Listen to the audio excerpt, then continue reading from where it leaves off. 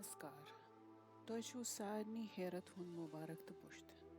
शंकर भगवान दीनव प्रथ कारस तार कशीर हंस हेरत छ अस आज तान याद कुल ब्राह्मण ओस यवान वटक राज सन्स पूजा हावान पत अस सारी रलित मिलित नवीरहन करान यह दो छ अस सारनी खतर सठा बोड़ दो